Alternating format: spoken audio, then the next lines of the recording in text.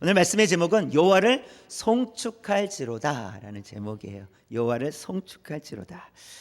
우리가 앞에서 7장을 다루면서 7장 1절에서 10절까지의 말씀에 보면 넉 달 동안 2차 포로 귀환자들이 넉 달에 걸쳐서 예루살렘으로 돌아오는 이야기를 1절에서부터 10절까지 하고 있어요. 그러니까 결과를 얘기하고 있어요. 1절부터 10절은 이미 넉 달에 거쳐서 도착했다 이 내용을 다루고 있고요. 그 다음에 7장 11절부터 8장 마지막까지는 그 과정을 다루고 있어요. 우리가 이미 도착을 했는데 어떤 과정을 통해서 넉 달 동안 어떤 과정 속에서 돌아왔는지 7장 11절부터 8장 마지막까지 그 내용을 다루고 있어요. 그래서 오늘 읽은 말씀도 이제 과거를 회상하는 내용이죠. 과거를 회상하면서 그것에 대해서 여호와를 송축할지로다 이렇게 고백을 하고 있는 겁니다. 그래서 이미 이루어진 일을 회상하면서 여호와를 송축하고 있다는 것을 보여주고 있어요. 그래서 여호와를 송축하라 이 뜻이 무엇이냐라고 하면 받은 복에 대하여 하나님을 찬양합니다 이런 뜻이에요.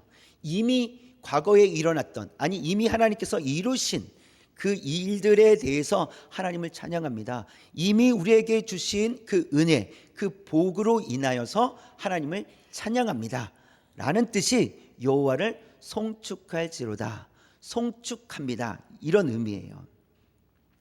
그런데 이 송축하다라는 단어가 이 히브리어 원어로 보면 바라크라는 단어인데 여러 가지 의미로 쓰입니다.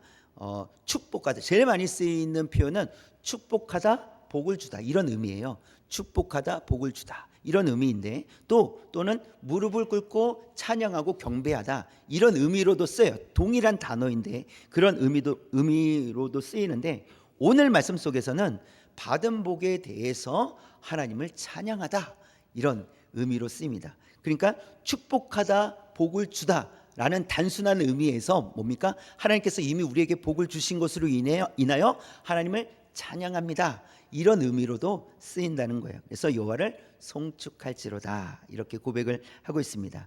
그 열왕기상 8장 15절에 보면 동일한 단어를 사용하고 있는데요. 한번 볼까요? 시작. 왕이 이르되 이스라엘의 하나님 여호와를 송축할지로다. 여호와께서 그의 입으로 내 아버지 다윗에게 말씀하신 것을 이제 그의 손으로 이루시기를. 네, 지금 누구의 고백일까요? 다윗을 아버지라고 얘기하고 있기 때문에 솔로몬을 얘기하는 거예요. 근데 솔로몬이 고백하기를 여호와를 송축할지로다 이렇게 고백하고 있어요. 근데 무엇 때문에 고백하고 있냐면 하나님께서 아버지 다윗에게 약속하신 것을 이미 이루어 주신 것을 보고 성전을 건축된 것을 보고 여호와를 송축할지로다 이렇게 고백을 하고 있는 거예요. 하나님께서 이루셨습니다. 하나님께서 약속하신 대로 다 이루어 주셨습니다 라는 의미로 여호와를 송축할지로다 라고 고백을 하고 있습니다. 여러분, 그래서 하나님을 송축할 수 있는 사람은 어떤 사람들이냐면 하나님께로부터 복을 받은 사람들만이 여호와를 송축할 수 있습니다. 이 표현을 할 수 있는 거예요. 송축하다라는 표현 자체가 이미 받은 복, 이미 주신 은혜, 그 은혜를 기억하면서 받은 복을 기억하면서 여호와를 찬양합니다. 나에게 은혜 주신 하나님을 찬양합니다. 이것이 여호와를 송축하다 이런 의미입니다. 우리 목양중앙교회 또 우리 모든 성도님들의 삶 속에서 여호와를 송축하는 그 고백이 끊이지 않기를 원합니다. 여러분, 끊이지 않는다는 것은 무엇입니까? 항상 하나님의 은혜가 있다라는 거예요. 항상 날마다 이렇게 고백, 앞으로 주실 그런 은혜와 복이 아니라 이미 하나님께서 주신 복이 항상 있는 거예요. 이미 주신 복이 있어서 하나님 찬양합니다. 그 복을 주신 하나님 찬양합니다. 저에게 은혜 주신 하나님 찬양합니다.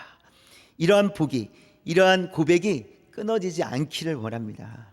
그래서 오늘 말씀 속에서 보면 이 여호와를 송축하는 이유가 있어요. 송축하는 이유가 있는데 두 가지를 말씀하고 있습니다. 오늘 본문에서 그러니까 여호와를 송축하는 이유에 대해서는 우리가 여러 가지를 뽑을 수 있지만 오늘 본문 이 두 절 말씀 속에서 여호와를 송축하는 이유 두 가지를 우리가 살펴볼 수 있는데요. 우리 첫 번째 한번 볼까요? 시작. 하나님께서 회복의 뜻을 두셨기 때문입니다. 하나님께서 회복해 주셨기 때문에, 회복의 뜻을 두시고 회복시켜 주셨기 때문에 여호와를 송축합니다. 이렇게 고백을 하고 있습니다. 27절에 있는 말씀 다시 한번 볼게요. 시작. 우리 조상들의 하나님 여호와를 송축할지로다.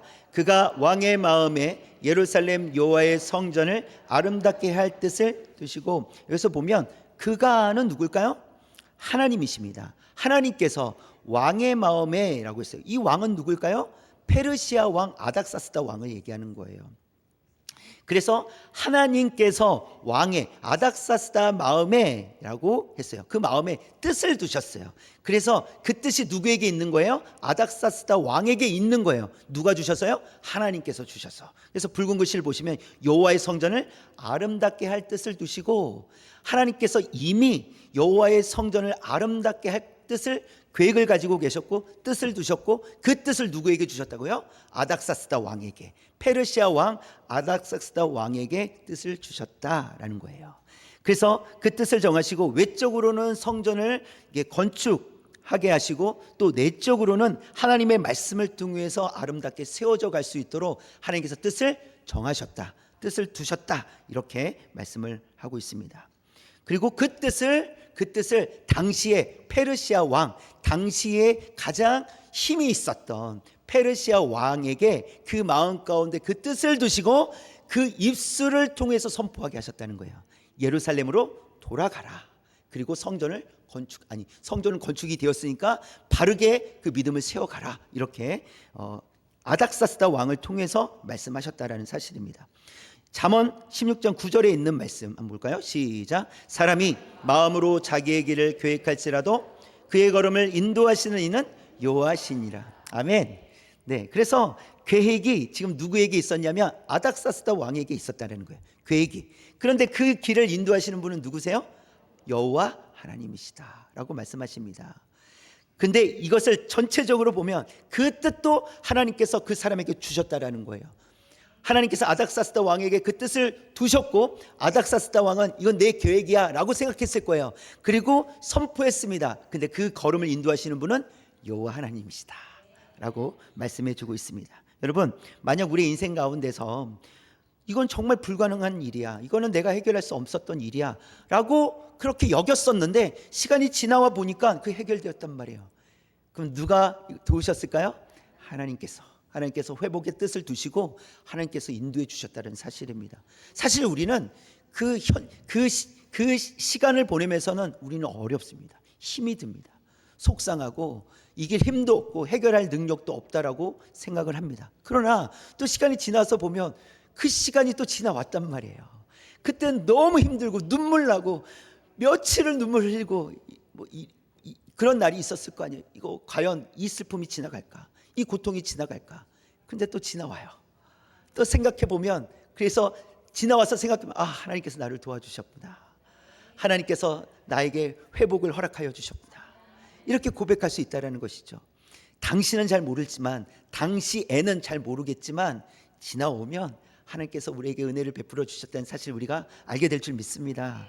베드로를 보면 베드로는 베테랑 어부였어요. 어부였고 베테랑이었어요. 그런데 어느 날 이제 고기를 잡는데 밤이 새도록 한 마리도 잡지를 못하는 거예요. 그래서 이제 밤도 샜고 힘들 거 아니에요. 피곤할 거 아니에요. 그물을 싣고 있었는데 예수님께서 오시는 거예요. 그리고 말씀을 가르치셨어요.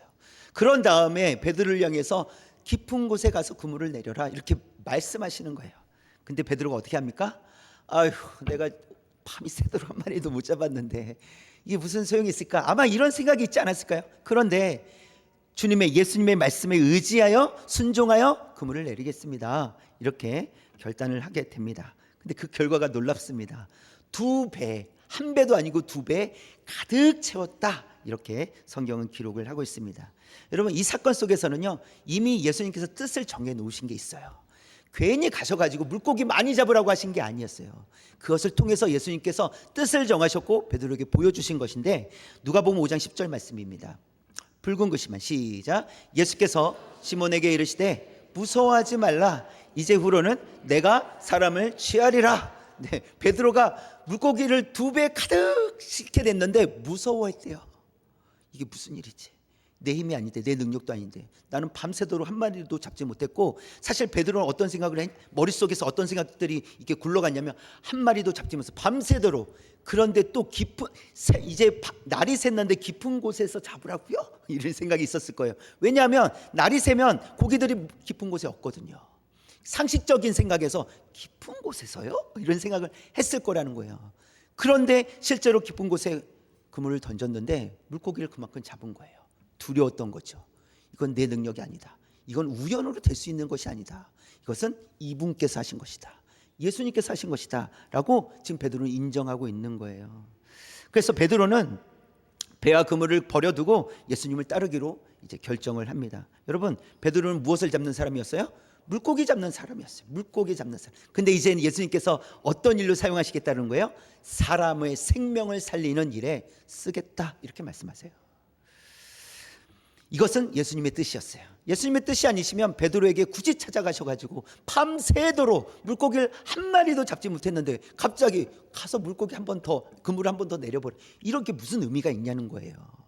그러나 예수님은 뜻을 가지시고 예수님께서 가셨고, 그리고 예수님께서 원하시는 대로 베드로는 움직였고, 베드로는 그것을 통해서 깨닫게 됩니다. 이분이 우리를 살리신다. 이분에게 생명이 있다. 이분은 하실 수 있는 분이시다 라고 그렇게 베드로는 고백할 수밖에 없었다는 사실입니다.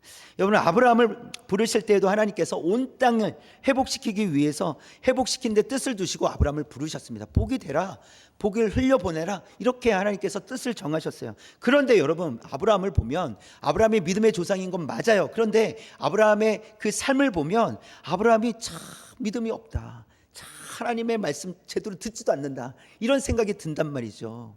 그렇다면 아브라함은 몇 번이나 인간적인 생각을 가지고 실패를 했었는데, 여러분, 이런 아브라함의 모습을 볼 때 하나님의 뜻이 아니었다면 아브라함은 믿음의 조상이 될 수 없었다라는 사실이에요. 하나님께서 뜻을 두셨기 때문에 아브라함은 쓰임받게 된 것입니다. 그러니까 중요한 것은 하나님의 뜻을 두신 거예요. 이게 중요합니다. 또 예수님은 하나님의 뜻 안에서 이 땅에 오셨어요. 그래서 하나님께서는 회복의 뜻을 두시고 하나뿐인 아들 예수 그리스도를 이 땅에 보내주셨습니다. 그리고 우리 죄를 대신해서 십자가에 죽게 하셨어요. 그리고 3일 만에 다시 부활하심을 통해서 우리에게, 성도들에게 부활의 소망을 갖도록 하셨습니다. 이게 하나님의 뜻을 두셨기 때문에 이러한 일들이 일어났다라고 하는 것입니다. 그래서 하나님께서 뜻을 두지 않으셨다면 일어날 수 없는 일이고요, 하나님께서 뜻을 두셨기 때문에 일어날 수 있는 일이었다라는 것을 보여줍니다. 그래서 이 이스라엘 백성들이 2차 포로에서 돌아온 것도, 2차 포로 귀한 자들이 된 것도 하나님께서 뜻을 두셨기 때문이라는 사실입니다. 그래서 하나님의 뜻 안에서 이루어졌다 것을 보여줍니다. 저와 여러분이 죄와 사망에서 건진받은 것, 해방된 것, 그래서 하나님을 마음껏 찬양하고 예배할 수 있는 것, 주님 뜻 안에서 이루어진 줄 믿습니다. 하나님께서 우리를 택하여 주셨기 때문에 가능한 일이었다라는 사실입니다. 여러분, 지금도 하나님께서는 우리의 인생 속에 뜻을 두고 인도해 가시는 줄 믿습니다. 여러분, 믿으십니까? 우리는 믿음이 있기 때문에 믿어야 돼요. 하나님은 우리의 인생 가운데 뜻을 두십니다. 그리고 인도해 가시는 줄 믿습니다. 근데 어떤 방식으로 일하시냐면, 우리가 잠언 16장 9절을 앞에서 봤잖아요. 우리가 계획합니다. 근데 그 걸음을 인도하시는 분 누구시라고요? 여호와 하나님이시라고요. 그래서 우리는 이렇게 생각해요. 내가 계획했어. 이 정도 계획이면 멋져. 아주 잘 계획했지. 훌륭해. 이럴 수 있단 말이에요. 그런데 그 계획조차도 하나님께서 우리의 마음에 두셨다라는 사실입니다. 그리고 하나님께서 그 길을 인도해 주실 줄 믿습니다. 또 우리의 의지와 믿음의 결단 속에 하나님의 뜻을 두시고 우리를 인도해 가신다는 사실이에요. 우리가 계획하면 다 이루어집니까? 결단해야 돼요. 결단해야 돼요. 그러니까 계획만 하면 안 됩니다. 계획만 하면 그냥 써놓기만 하고 안 해요. 그러나 계획하고 결단해야 되는데 그 결단조차도 하나님께서 우리에게 뜻을 두시고 우리를 사용하고 계시다라는 사실입니다. 여러분은 어떤 계획을 가지고 계십니까? 특별히 하나님과 친밀해지기 위해서 여러분 어떤 계획을 가지고 계십니까? 주님 앞에 나아가는, 또 주님과 동행하는 삶을 위해서 여러분 어떤 계획을 가지고 계십니까? 하나님을 기쁘시게 해드리는 일에 어떤 계획을 가지고 계십니까? 여러분 그 계획을 가지고 계시다면, 또 앞으로 세우신다면, 이제 계획을 했으니 뭐가 필요하다고요? 믿음의 결단이 필요합니다. 믿음의 결단. 그런데 이 모든 것을 하나님께서 우리에게 두셨기 때문에 우리가 계획할 수 있고 또 믿음의 결단을 가지고 나아갈 수 있다는 사실입니다.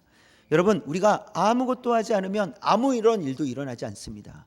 우리가 계획하지 않고 결단하지 않으면 아무 일도 일어나지 않습니다. 그러나 우리가 조금은 부족해도, 우리가 계획하고 우리가 결단했지만, 우리가 계획한 대로 결단한 대로 충분히 해내지 못했어도 여러분 시작하잖아요. 그러면 요만큼이라도 결과가 나온다는 사실이에요. 그런데 우리가 아무것도 하지 않잖아요. 아무런 일도 일어나지 않습니다. 어떤 일도 일어나지 않습니다. 저는 기도를 잘 못해요. 그래서 기도하지 않잖아요. 아무런 일도 일어나지 않습니다. 그러나 기도는 못하지만 하려고 노력하잖아요. 반드시 일이 일어납니다. 반드시 하나님께서 그 기도를 사용하여 주시는 줄 믿습니다. 그런 거예요. 하나님께서 우리에게 원하시는 것은 뭐 대단한 걸 원하시는 것이 아니라 시작하라는 거예요. 계획하고 결단하라는 거예요. 그런데 그 계획과 결단이 하나님께서 우리에게 마음에 두셨기 때문에 우리가 도전할 수 있고, 우리가 계획하고 우리가 결단하고 나아갈 수 있다는 사실입니다.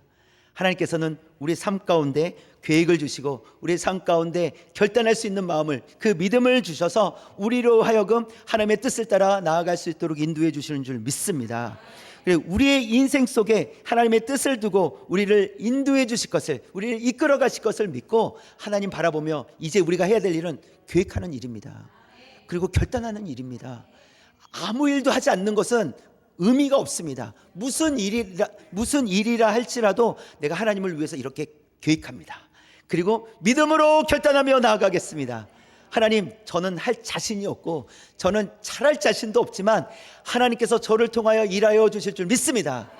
이런 믿음으로 살아가시는 저와 여러분 되시길 주님의 이름으로 축원합니다. 두 번째, 여호와를 송축하는 이유는, 두 번째, 시작, 하나님의 손이 함께 하셨기 때문입니다. 하나님의 손이 함께 하셨기 때문입니다. 성경에 보면 하나님의 손이라는 표현이 많이 나옵니다. 하나님의 손. 근데 그 의미가 있어요. 어떤 의미를 갖고 있냐면 출애굽기 6장 1절에 있는 말씀 한번 볼까요? 처음부터 시작. 여호와께서 모세에게 이르시되 이제 내가 바로에게 하는 일을 내가 보리라. 강한 손으로 말미암아 바로가 그들을 보내리라. 강한 손으로 말미암아 바로가 그들을 이 땅에서 내쫓아내리라. 이렇게 말씀하세요. 그래서 하나님의 손이 의미하는 것은 하나님의 힘과 능력이다라는 거예요. 그래서 손은 하나님의 힘과 능력을 의미합니다. 그래서 성경을 읽다 보면 이 손에 대한, 하나님의 손에 대한 이야기가 나온다면, 그런 표현이 있다면 하나님의 힘과 능력이라는 것을 여러분이 이해하시면 됩니다. 그러면 이 여호와의 손이 우리 위에 임하셨을 때, 우리와 함께 하셨을 때 우리는 어떤 일이 일어날까? 출애굽기 9장 3절 볼까요? 시작. 여호와의 손이 들에 있는 내 가축 곧 말과 나귀와 낙타와 소와 양에게 더하리니 심한 돌림병이 있을 것입니다. 애굽에 내려진, 이게 지금 재앙이란 말이죠. 애굽에 내려진 재앙인데 그 하나님의 손이 하시는 것은 악한 자들을 심판하시는 손이시다 이거예요. 악한 자들을 심판하신다, 이것이 하나님의 손이다라고 표현하고 있는 것이고요. 또 하나님의 백성들에게는 보호하시는 손이다라고 할 수 있습니다. 9장 6절에 있는 말씀 볼까요? 시작. 이튿날에 여호와께서 이 일을 행하시니 애굽의 모든 가축은 죽었으나 이스라엘 자손의 가축은 하나도 죽지 아니한지라. 애굽의 모든 가축은 죽었으나, 그렇죠? 심판하셨어요, 그렇죠? 심판하시는 손이에요. 그러나 이스라엘 자손의 가축은요 하나도 죽지 아니한지라. 보호하시는 하나님의 손이시라는 거예요. 그래서 우리는 하나님의 손을 붙잡아야 돼요. 하나님의 손을 붙잡으면 보호받을 줄 믿습니다. 그래서 오늘 말씀의 이 에스라의 고백 속에서도 하나님의 손이 함께 하셔서 은혜를 입었습니다, 이 고백을 하고 있는데요. 28절에 있는 말씀, 붉은 글씨, 시작. 내 하나님 여호와의 손이 내 위에 있으므로 내가 힘을 입어. 내 하나님의 여호와의 손이 내 위에 있으므로 무엇을 얻었습니까? 힘을 얻었다. 이렇게 됐어요. 힘을 얻었다. 에스라의 고백이에요. 지금 에스라의 고백은 이미 넉 달에 걸쳐서 예루살렘에 돌아와서 하는 고백이에요. 그리고 넉 달 동안에 있었던 일을 회상하면서 어휴, 하나님께서 안 도와주셨으면 할 수 없는 일이었지, 그때 큰일 날 뻔했지, 이렇게 지금 그 생각들을 하면서 지금 고백하고 있는 겁니다. 그때마다, 그런 위기 때마다 하나님 여호와의 손이 내 위에 있으므로 내가 힘을 얻어 감당할 수 있었습니다, 이렇게 고백하고 있는 것이죠. 그래서 그 지나왔던 어떤 일들이 있었는지를 살펴보니까 그 28절 맨 위에 보시면, 나로 왕과 그의 보좌들 앞과 왕의 권세에 있는 모든 방백의 앞에서 은혜를 얻게 하셨으니, 지금 페르시아 왕 아닥사스다 왕과 그의 신하들에게 은혜를 입었다, 그들이 매우 협조적이었다, 이렇게 이야기하고 있는 거예요. 여러분, 왕이 허락하더라도요, 신하들이 그럼 우리가 너무 손해인데요, 이렇게 생각할 수 있잖아요. 그럼 어떻게 하죠? 그 신하들이 아니되옵니다 뭐 이런 거 하잖아요.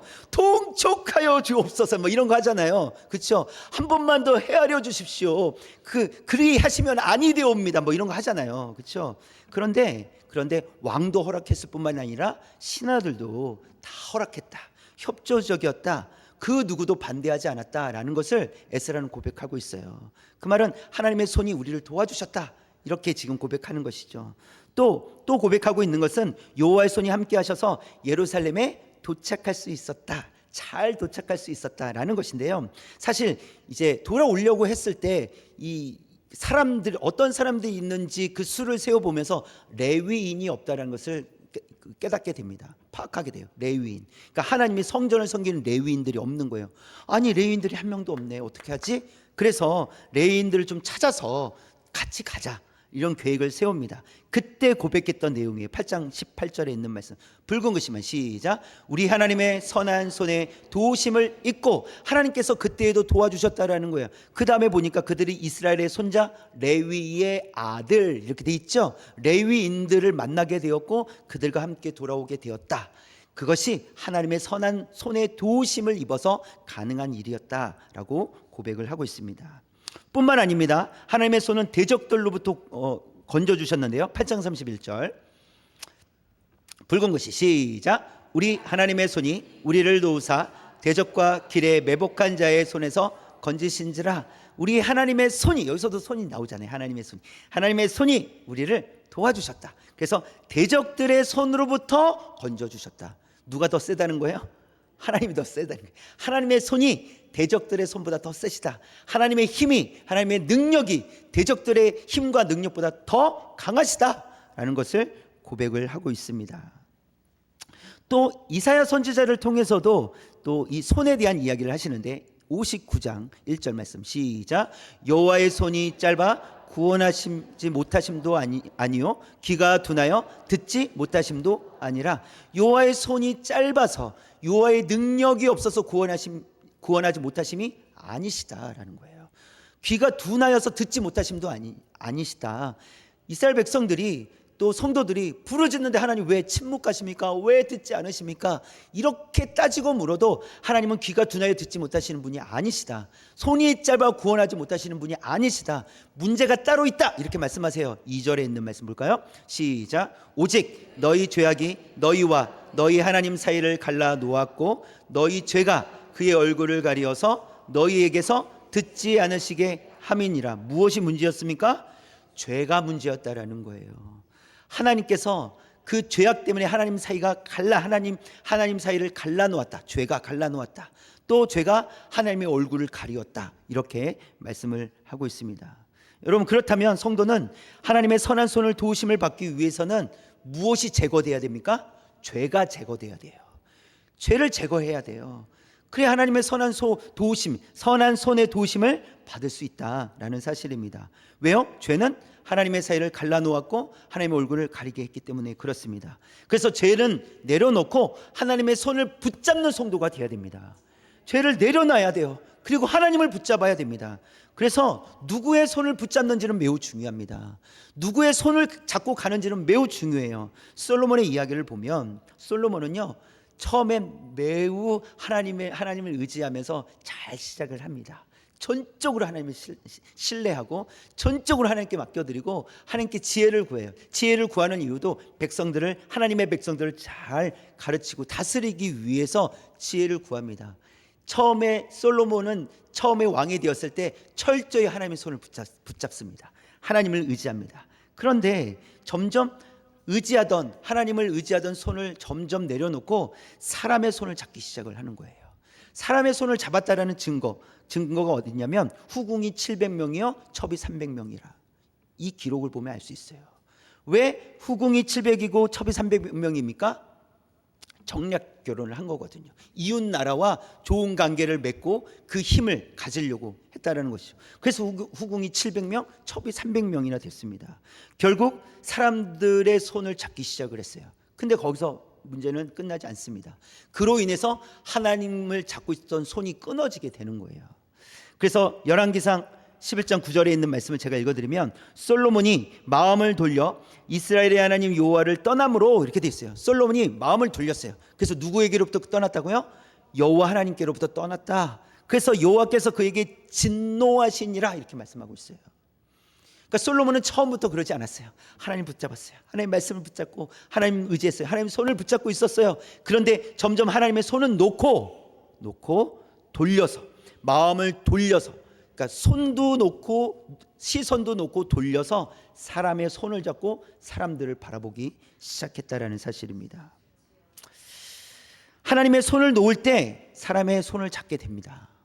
그리고 사람의 손을 잡게 되면 실패로 끝난다는 것을 솔로몬을 통해서 우리가 볼 수 있습니다. 여러분, 성도는 사람의 손이 아닌 하나님의 손을 붙잡아야 됩니다. 왜냐하면 하나님의 손이 우리를 보호해 주시기 때문에 그래요. 하나님의 손이 우리를 보호해 주십니다. 그래서 시편 139편 10절 볼까요? 시작. 거기서도 주의 손이 나를 인도하시며 주의 오른손이 나를 붙드시리이다. 거기서도 주의 손이 어디를 가든지, 그래서 끝에 갈지라도 저 끝에 가 있을지라도 거기서도 주의 손이 나를 인도하시며 주의 오른손이 나를 붙드시리이다. 우리가 주님의 손을 왜 붙들어야 됩니까? 우리를 보호하여 주시기 때문입니다. 이사야서 41장 10절도 볼까요? 붉은 글씨만 시작. 내가 너를 굳세게 하리라. 참으로 너를 도와주리라. 참으로 나의 의로운 손으로 너를 붙들리라. 참으로 나의 의로운 오른손으로 너를 붙들리라. 하나님께서 붙들어 주시면 우리가 안전하다는 것입니다. 그렇기 때문에 우리가 주님의 손을 붙들어야 돼요. 또 우리가 주님의 손을 의지해야 될 이유는, 붙들어야 될 이유는 축복해 주시기 때문에 그렇습니다. 마가복음 10장 16절 시작. 그 어린 아이들을 안고 그들 위에 안수하시고 축복하시니라. 예수님께서는 아이들이 오는 것을 막지 마라, 오도록 내비둬라 이렇게 말씀하세요. 그리고 그들을 안고 그들 위에 안수하셨어요. 손을 얹어 안수하셨어요. 여러분, 그 예수님, 이 어린 아이를 축복하시는 그 예수님의 손이 우리의 머리에 안수하여 주시기를 원합니다. 축복받는 거잖아요. 그래서 우리가 주님의 손을 붙잡아야 돼요. 우리의 축복을 위해서 주의 손을 붙잡아야 됩니다.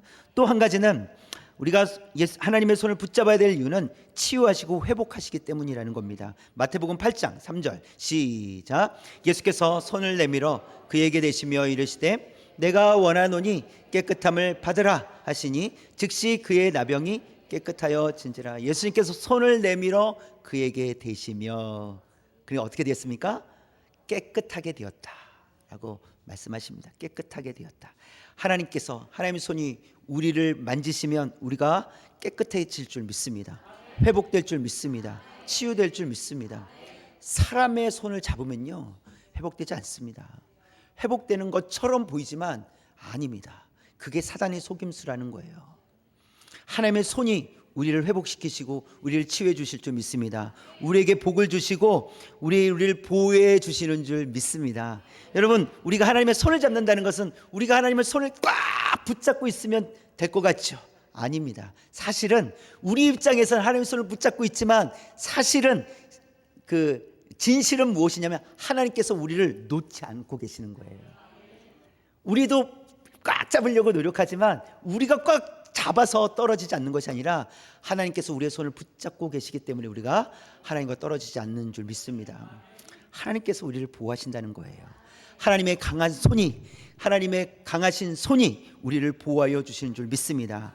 그래서 그 손이 우리와 함께 하시면 우리는 축복받고 우리는 또 보호받고 우리는 치유되고 회복되는 줄 믿습니다. 여러분, 이미 그 하나님 손이 우리 위에 있는 줄 믿습니다. 우리가 구원받은 하나님의 자녀로서 이미 하나님께서 우리 위에 그 강하신 팔로 우리를 지키시고 있는 줄 믿습니다. 그렇기 때문에 우리가 해야 될 일은 무엇입니까? 여호와를 송축하는 거예요. 이미 우리에게 베풀어 주신 은혜, 그 은혜를 기억하며 하나님 찬양합니다. 주님 높여드립니다. 주님을 송축합니다. 이것이 우리에게 필요한 삶이라는 사실입니다. 여러분, 앞으로 이미 받은 복으로 인해서 하나님을 찬양하고 즐거워하는 삶이 되기를 원합니다. 또 하나님께서 우리에게 베풀어 주신 은혜가 얼마나 많은지, 얼마나 크신지 세어보며 하나님 감사합니다. 이것도 감사하고 저것도 감사하고 날마다 하나님께서 베풀어 주신 은혜로 감사합니다. 그것이 저와 여러분의 삶, 우리 목양 중학교의 모든 성도님의 삶이 되시기를 주님의 이름으로 축원합니다.